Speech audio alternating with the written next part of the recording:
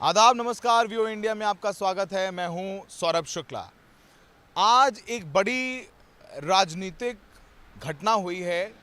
दिल्ली के chief minister Arvind Kejriwal को open court में जमानत दे दी गई है, बेल दे दी गई है। अरविंद केजरीवाल को 20 जून को यहाँ के सेशन कोर्ट, दिल्ली के सेशन कोर्ट की जज, उन्होंने ये बेल दी है। अरविंद केजरीवाल की गिरफ्तारी 21 मार्च को उनके घर से की गई थी। 21-22 एलिजेड दिल्ली लिकर घोटाले मामले में उनकी गिरफ्तारी हुई थी। मनी लॉन्ड्रिंग का केस ईडी ने दर्ज किया था उनके खिलाफ। इस पूरे मामले में 2 दिन लगातार बहस चली। आपको पता है कि इस वक्त इंडिया में गर्मी के चलते हर साल की तरह कोर्ट्स में छुट्टी है, तो उनकी सुनवाई वो वेकेशन बेंच में हुई। और इस पूरे मामले में अरविंद केजरीवाल को बेल मिलना बाकी के मामलों में भी, जैसे मनीष सिसोदिया का मामला है, विजय नायर का मामला है या के कविता का मामला है, उस पर भी प्रभाव पड़ेगा। आपको बता दें कि दिल्ली के मुख्यमंत्री अरविंद केजरीवाल की जब गिरफ्तारी हुई थी तो उन्होंने ओपन कोर्ट में लगातार यही कहा था कि उन्होंने कोई घोटाला नहीं किया है, उनके घर से कोई रिकवरी नहीं हुई है। और ईडी लगातार ये कहती रही कि अरविंद केजरीवाल किंगपिन थे, इन्होंने हवाला के ज़रिए पैसे लिए।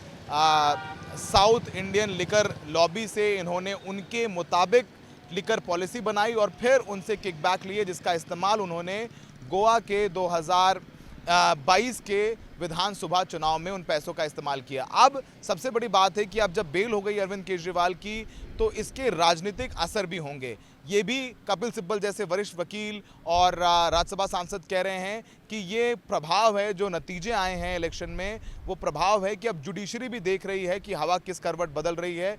ये एक वजह हो सकती है अरविंद केजरीवाल की बेल पे, ये ऐसा कपिल सिब्बल जैसे लोग कह रहे हैं। लेकिन ये जो बेल हुई अरविंद केजरीवाल की, एक बड़ा राजनीतिक घटना इस नज़रिए से भी है क्योंकि पीएमएलए के केस में ये एक पहला मामला है जिसे सेशन कोर्ट से बेल मिल गई है। अमूमन इस पूरे मामले में, लिकर केस के मामले में, जिन्हें भी बेल मिली है, जो सरकारी गवाह नहीं बने, जैसे संजय सिंह, उनको सुप्रीम कोर्ट से बेल मिली।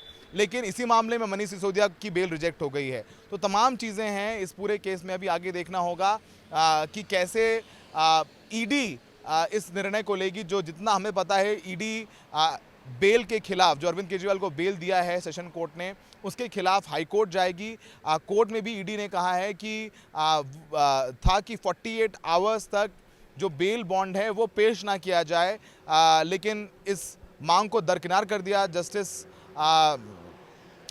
ने, सेशन बोर्ड की जस्टिस ने। और फिलहाल अरविंद केजरीवाल, हम देखेंगे कि 21 तारीख को शाम तक जेल से बाहर आ जाएंगे।